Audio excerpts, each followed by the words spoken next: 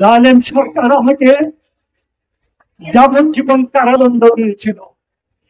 আমাকে কারুর কাছে যেতে হয় নাই, একটা দস্তখত দিতে হয় নাই, আদালতে যেতে হয় নাই, একটা উকিল রাখতে হয় নাই। আল্লাহ মেহরবানি করে আল্লাহ পাক আমাকে এমনি ভাবে মুক্ত করে দিয়েছেন। সবাই বলে আলহামদুলিল্লাহ। এই জালেম সরকারকে আল্লাহ পাক যেভাবে আমাদের থেকে বিদায় করে দিয়েছেন, সবাই বলি আলহামদুলিল্লাহ।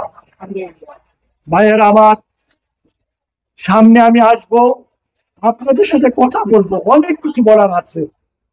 যেহেতু আজকে হযরতজি, যিনি আমার মাথার তাজ, উনি এখন আমার ঢাকা যাবেন, হেলিকপ্টার অপেক্ষা করছে, সময় খুবই সংকীর্ণ।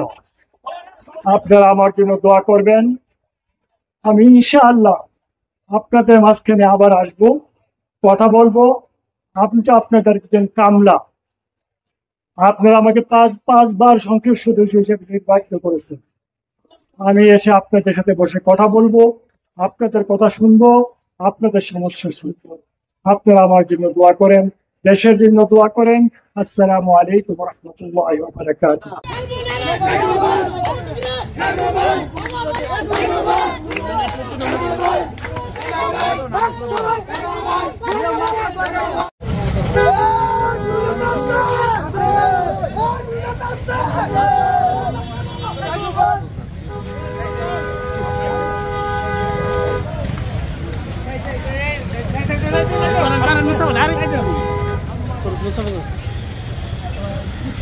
Assalamualaikum.